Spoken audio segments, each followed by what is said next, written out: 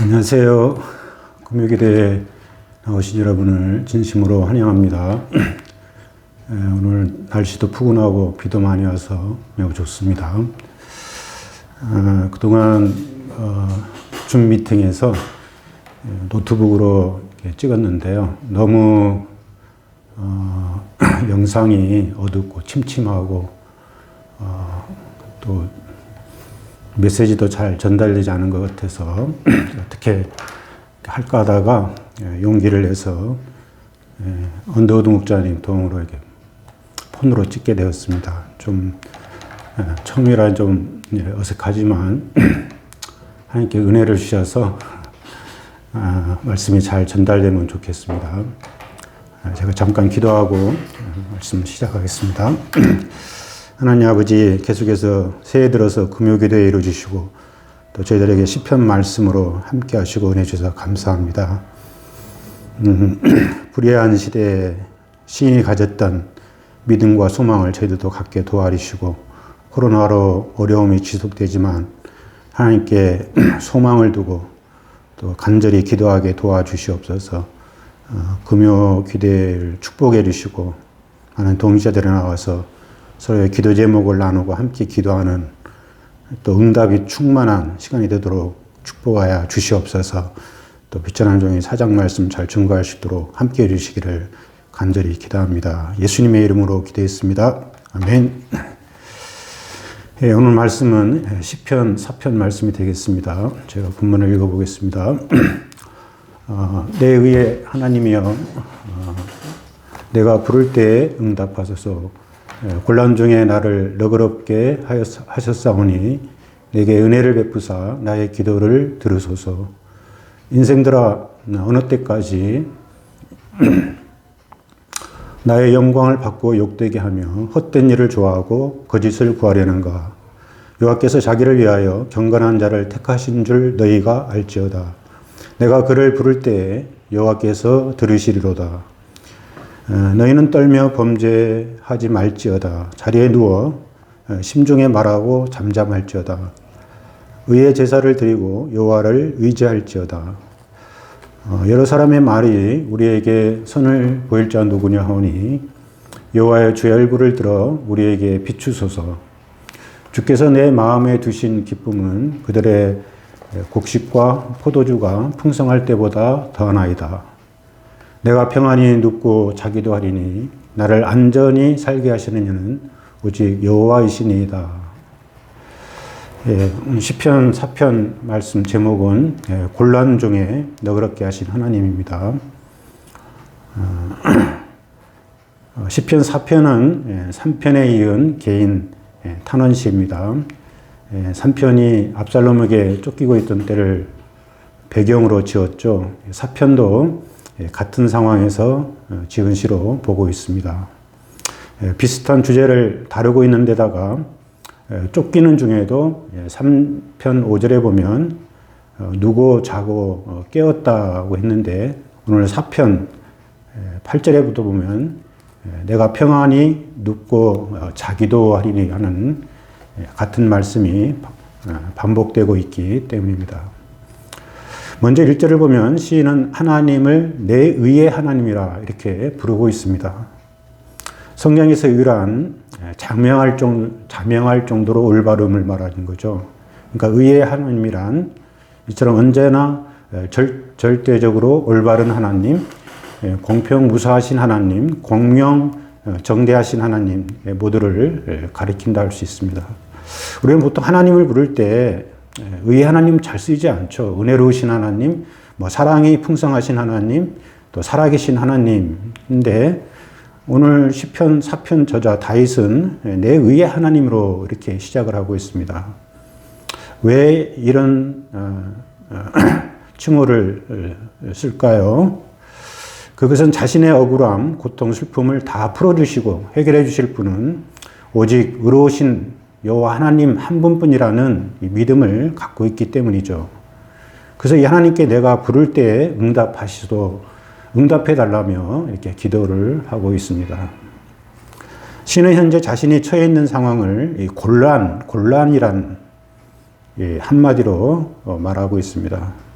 이 곤란이란 이 단어는 영어 성경은 대부분 디스트레스로 이렇게 번역을 했습니다. 고통, 슬픔, 걱정, 근심, 대적, 이런 등의 의미를 갖고 있죠. 마치 적들에 둘러싸여 우겨싸움을 당하는 그런 상황이라고 할 수 있습니다. 그런데 하나님은 이런 신에게 어떻게 대하셨습니까? 바로 너그럽게, 곤란 중에 나를 너그럽게 하셨다고 말씀하고 있습니다.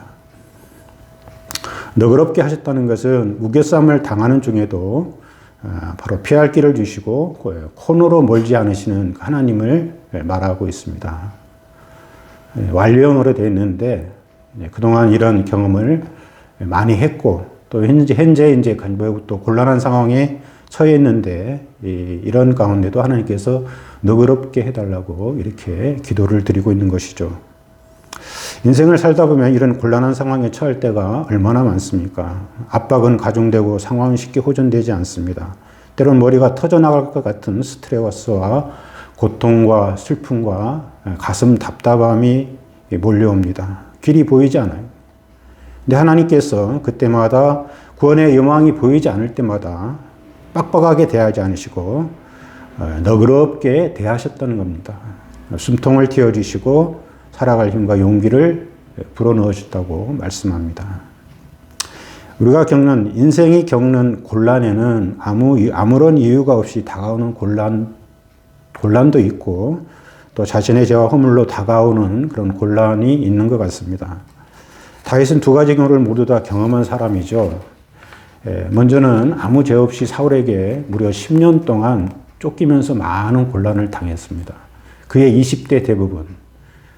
그가 30세에 헤브론에서 이제 왕위에 올랐는데 거의 10년 동안을 20대의 대부분을 다 사울에게 쫓기면서 곤란한 그런 상황에 너무나 많이 경험을 했죠.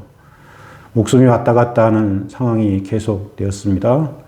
그때마다 얼마나 고통스럽고 비참하고 힘들었겠습니까?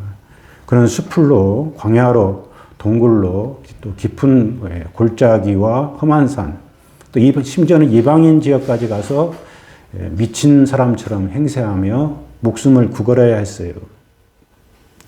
성경에는 그가 무려 17번이나 옮겨 다녔음을 말하고 있습니다.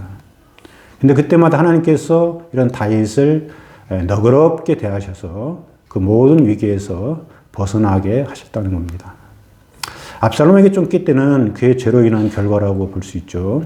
근데 하나님의 은혜는 그가 진실되게 회개하기만 하면 죄로 인한 고난 중에도 너그럽게 대하신다는데 그 방점이 있어요. 그렇습니다. 아무 죄 없을 때 이렇게 너그럽게 대하시면 그건 당연한 거라 생각이 드는데 죄를 지었음에도 불구하고 그 죄를 갖지 않고 진실되게 회개하면 하나님께서 항상 너그럽게 대하시는 것을 성경에 볼 수가 있죠. 압살롬에게 쫓길 때 그 압살롬의 모사꾼으로 아히도벨이라는 사람이 있었어요. 그가 군사 15,000명을 주면 이 다윗 왕이 요단강을 건너기 전에 가서 몰살시키겠다 이렇게 호언장담을 했습니다. 만약 그의 모사가 성공했다면 다윗은 죽었을 것이고 다윗의 후손 오실 메시아 약속도 사라졌을 것입니다. 그 가능성이 있었어요. 그런데 하나님께서 그런 아히도벨의 계략을 파시죠. 그리고 다윗을 너그럽게 대하셨어요. 가만히 생각해 보니까 우리 신약에도 우리 구주 예수님도 이렇게 너그럽게 대하시는 것을 많이 생각이 났습니다. 예를 들면 요한복음 8장에서 가늠하다 현장에 잡힌 여인을 보면 어떻습니까? 현장에서 잡혔으니까 얼마나 곤란합니까? 이러지도 저러지도 못하고 이제 죽은 목숨이에요. 근데 주님께서 뭐라고 말씀하셨습니까? 나도 너를 정죄하지 않는단다. 가서 다시는 죄를 범치 말라. 이렇게 너그럽게 대하셨어요. 이스라엘의 광야 40년은 그들의 불신과 불순종의 결과였죠. 그런데 하나님께서 이런 백성들에게 구름기둥, 불기둥으로 씌워주시고 또 메추라기와 만나로 너그럽게 대하셔서 죽지 않고 살게 하셨어요. 여러분 중에도 인생에서 곤란한 상황에 놓여 고통하며 신음하는 분이 계실 겁니다. 곤란 중에 너그럽게 대하시는 하나님을 소망하며 하나님께 나아가기를 기도합니다. 하나님께서 반드시 피할 길, 또 넓은 길을 내세요. 결코 하나님의 자녀들을 코너로 물지 않습니다. 하나님의 언약 백성에 대한 너그러움과 사랑과 긍휼은 끝이 없습니다. 이는 또한 우리들이 다른 사람들에게 대할 그런 자세이기도 한 것 같아요. 그죠? 사람을 대할 때 빡빡하게 대하지 않고 너그럽게 대하는 그런 넉넉한 자세를 가르쳐 주고 있죠. 2절을 보겠습니다. 이런 하나님에 비해서 우리 인생들은 어떻습니까? 여기서 인생은 다윗 시대의 유력한 자들, 부유한 자들을 가리켜요. 그들은 하나님의 영광을 받고 욕되게 하며 헛된 일을 좋아하고 거짓, 곧 우상을 구합니다. 이들은 시편 1편의 악인들, 죄인들, 오만한 자들로서 자신의 꾀와 악한 꾀와 길과 그런 자리를 꿰차고 하나님과 백성들을 욕되게 하는 자들이라 할 수가 있죠. 다윗을 고통스럽게 하며 욕되게 하는 자들도 바로 이런 자들이었습니다. 이런 자들이 알아야 할 바가 무엇입니까? 3절을 보면 원문은 그러나로 시작됩니다. 그러나 여호와께서 자기를 위하여 경건한 자를 택하신 줄을 너희가 알지어다. 이들이 알아야 할 진리가 뭡니까? 하나님께서 자기를 위하여 경건한 자를 택하신 줄을 알라는 것입니다. 온 세상이 이들은 불의한 자들, 죄인들이 차지한 것처럼 보이는데 그런 자들은 허수아비고 진정한 역사의 주인공은 하나님이 친히 자기를 위하여 예비한 경건한 자들이라는 것입니다. 여기서 경건한 자라는 원문은 핫사드로 나와요. 근데 우리가 잘 아는 언약적 사랑을 그 헤세드라고 그러죠. 헤세드, 핫사드 같은 어근을 사용하고 있어요. 그러니까 이런 경건한 자들은 항상 하나님의 언약적 사랑을 받는, 관심과 사랑과 총애를 받는, 한결같은 사랑을 받는 자들을 가리켜요. 우리가 세상을 살다 보면 도대체 이런 악인들만 가득하고 믿음의 사람 의인들은 별로 없는 것 같아요. 그러나 사실 그렇지 않다는 거죠. 하나님 어떤 절망적인 시대를 할지라도 항상 경건한 자를 택하셔서, 택했다는 말은 set apart, 구별해 놨다는 거예요. 구별시켜서 오셔서 이들을 통해서 구원 역사를 이루어가고 계십니다. 이스라엘 역사상 가장 악하고 음란한 세대가 어떤 세대였죠? 바로 아합과 이세벨 세대였죠. 그때 엘리야가 그 시대를 섬겼는데 엘리야가 그런 말을 했습니다. 하나님 나만 남았습니다. 다 죽었습니다. 그랬죠. 근데 하나님은 엘리야에게 뭐라 합니까? 아니다. 바알에게 무릎 꿇지 아니한 7,000명의 용사들을 남겨뒀다. 이렇게 말씀합니다. 또 이사야가 부름받은 유다 말기에도 사람들은 윤리도도 다 풀어지고 믿음에서 떠난 이런 배도자들만 가득한 것 같았어요. 근데 하나님은 밤나무, 상수리나무가 베어져도 그루터기가 남은 것처럼 그 시대 하나님께서 남기신 거룩한 씨들이 있는데 그 거룩한 씨들이야말로 남은 그루터기다. 이렇게 말씀했어요. 하나님의 왜 이런 말씀을 하십니까? 하나님의 관심은 다수의 사람들, 그런 악인들에게 있는 게 아니라 소수일지라도 믿음을 지키며 사명을 감당하고자 하는 이런 남은 자들을 통해서 역사를 이루어 가시고 또 그들에게 시선을 주며 마음을 쏟고 관심과 사랑을 가지신다는 거예요. 우리는 어떻습니까? 이 땅에 남은 거룩한 씨들이죠. 끝까지 우리가 구원 역사에 남는 거룩한 씨요, 그루터기들로 살아가기를 간절히 바랍니다. 4절을 보겠습니다. 그러므로 하나님의 사람들이 해야 할 일이 무엇입니까? 하나님 앞에서 두려워 떨며 범죄하지 말아야 돼요. 악인들과 싸워 이긴다고 분노하며 죄를 짓지 말아야 합니다. 오직 밤중에 누워 하루 일을 정리하며 자신의 행위를 반성하고 심중에 말하고 잠잠하라 말합니다. 더 나아가서 5절에 보면 적극적으로는 의의 제사를 드리고 여호와를 의지하라고 말씀합니다. 하나님께 드려야 할 의의 제사가 무엇입니까? 유다 말기에 드렸던 그런 형식적 제사가 아니라 상하고 통회하는 마음으로 드려지는 제사, 또 무엇보다 공허한 제사가 아니라 삶이 뒷받침되는 제사를 말하는 거죠. 이건 의기 바로 하나님 기뻐 받으시는 의의 제사입니다. 그러나 악인들은 이런 의인들의 삶을 조롱을 하죠. 뭐라고 조롱합니까? 우리에게 선을 보일 자 누구냐는 것입니다. 그렇게 믿음으로 살고 의와 제사를 드리고 기도를 한들 하나님께서 어떻게 선을 행하시고 구원을 베풀겠느냐 조롱입니다. 악인들의 공통점은 한결같죠. 바로 하나님께 대한 의심과 불신을 심는다는 것입니다. 믿어도 소용없고 기도해도 소용없고 그래서 선을 보일 자는 그런 능력 있는 분은 아무도 없다 이렇게 말하고 왜 이런 거짓과 의심, 불신에 또 조롱 섞인 말에 걸려 넘어지면 안 되는 것이죠. 그러나 이런 조롱 속에 신이 보인 각오가 있죠. 6절 하반절을 보겠습니다. 여호와여 주의 얼굴을 들어 우리에게 비추어 달라 이렇게 말합니다. 주의 얼굴빛은 하나님의 임재로부터 흘러나오는 풍성한 언약적 축복을 가리킵니다. 이는 신명기에 나오는 제사장의 축복을 연상케 하는 말씀이죠. 제사를 드리는 제사장은 백성들을 향하여 이렇게 축복을 합니다. 여호와는 그의 얼굴을 내게 비추사 은혜 베푸시기를 원하며 여호와는 그 얼굴을 내게로 향하여 드시사 평강 주시기를 원하노라. 이렇게 제사장이 축복하는데 그것을 같이 이용하는 말씀 같아요. 시인의 굳건한 믿음이 무엇입니까? 조롱하는 원수들 속에서 하나님을 향한 신앙 고백, 조롱하는 자들이 많고 득세하는 것처럼 보여도 그것은 겉모습일 뿐이고 하나님은 반드시 자신의 언약 백성을 풍성하게 축복하신다는 사실입니다. 7절을 보겠습니다. 주의 얼굴을 들어 백성들을 비추실 때 어떤 일이 일어납니까? 하나님께서 그들 마음에 기쁨을 주셔요. 하나님 백성들 안에 변화가 일어나는데 그래서 내적인 충만한 기쁨이라는 것입니다. 조롱 속에 우리가 하나님께 소망을 둘 때 하나님은 주의 얼굴을 들으셔서 믿는 자들에게 그 빛을 비춰주시는 말씀의 빛, 생명의 빛을 비춰주시죠. 그러면 하나님의 백성들 마음 안에 변화가 일어나는데 그것이 바로 기쁨이라는 것입니다.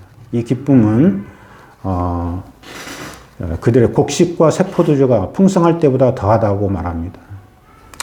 팔레스타인은 천수답이 많거든요. 농사하기가 참 어렵습니다. 한 해 농사를 수고를 다해서 곡식과 세포도주를 거둘 때 그 기쁨이 얼마나 크겠습니까?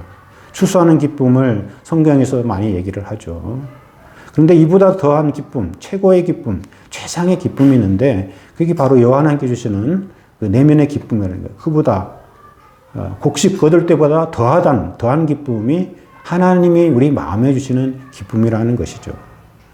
8절은 시인의 믿음에 담긴 고백, 결론의 말씀이에요. 8절도 중요한 말씀이죠. 뭐라고 합니까? 내가 평안히 눕고 자기도 하리니 나를 안전히 살게 하시는 이는 오직 여호와시다 이렇게 고백합니다. 거친 세상 악인들에 둘러싸여 살아가는 하나님의 백성들이 붙잡아야 할 진리가 무엇입니까? 하나님의 백성들을 안전하게 살게 하시는 이는 오직 여호와 하나님 한 분뿐이시라는 거예요. 불의하고 위험스러운 세상에서 안전판, 우리의 안전판이 무엇이에요? 돈도 명예도 권력도 건강도 아니에요. 사람도 아닙니다. 우리를 안전케 하시는 분, 모든 대적의 위험으로부터 또 많은 또 염려로부터 우리를 안전하게 지켜주시는 분은 오직 여호와 하나님 한 분뿐이라고 이렇게 말씀하고 있어요. 시인은 이 하나님을 믿음으로 평안히 눕고 자기도 한다 이렇게 놀라운 고백을 하고 있습니다. 이게 참 사방에 적들이 많은데도 이 하나님을 신뢰함으로 평안히 눕고 잔다는 이 고백은 참 놀라운 고백으로 다가옵니다. 사장에서 배울 진리가 무엇입니까? 첫째는 곤란 중에 너그럽게 하시는 하나님께 소망을 두라는 것입니다. 너그럽게 하시는 하나님, 우리를 코너로 몰지 않으신 하나님, 항상 살 길을 베풀어 주시고 구원의 길을 베풀어 주신 하나님께 소망을 두는 자가 진정으로 복된 자죠. 둘째는 하나님께서 어떤 어려운 시대에도 자신을 위하여 경건한 자들을 택하여 주심을 믿으라는 것이죠. 이 세상은 악인들이 득세하고 그들에 의해서 움직여지는 것이 아니라 하나님이 택하여 남기신 이 경건한 자들, 거룩한 그루터기에 의해서 이루어져 간다는 거예요. 저희들이 바로 우리 시대에 하나님께 남기신 경건한 자들인 줄을 믿습니다. 셋째는 대적들, 위험들로부터 둘러싸인 세상에서 우리를 안전케 하시는 분은 오직 여호와 하나님 한 분이라는 것입니다. 이 하나님을 끝까지 붙들고 믿고 신뢰하는 삶을 살라는 시인의 고백입니다. 그리고 마지막으로 이러한 하나님의 축복을 받으려면 기도로 하나님께 나아가야 된다. 이렇게 말해요. 시편 4편에 나오는 시인은 이러한 하나님을 잘 알았을 뿐 아니라 계속 이 하나님께 나가서 호소하고 탄원하고 기도를 해요. 1절에 보면 내가 부르짖을 때에 응답하소서. 내게 은혜를 베푸사 나의 기도를 들으소서라고 합니다.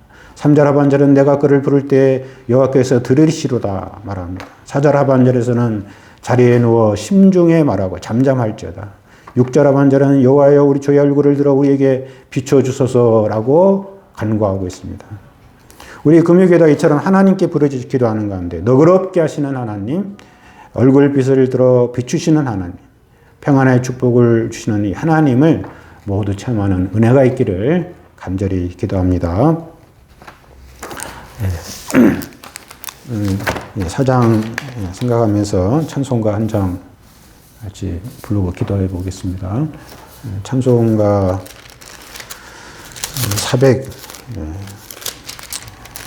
419장 불러보겠습니다. 주 날개 밑 내가 편안히 쉬네 밤 깊고 비바람 불어쳐도 아버지께서 날 지켜주시니 거기서 편안히 쉬리로다. 주 날개 밑 평안하다. 그 사랑 그늘 자니뇨. 주 날개 밑 내 쉬는 영혼 영원히 거기서 살리. 주 날개 밑 나의 피난처 되니 거기서 쉬기를 원하노라. 세상이 나를 위롭지 못하나 거기서 평화를 누리리라. 주 날개 밑 평안하다. 그 사랑 끊을 자니뇨. 주 날개 밑 내 쉬는 영혼 거기서 영원히 살리. 주 날개 밑 참된 기쁨이 있네.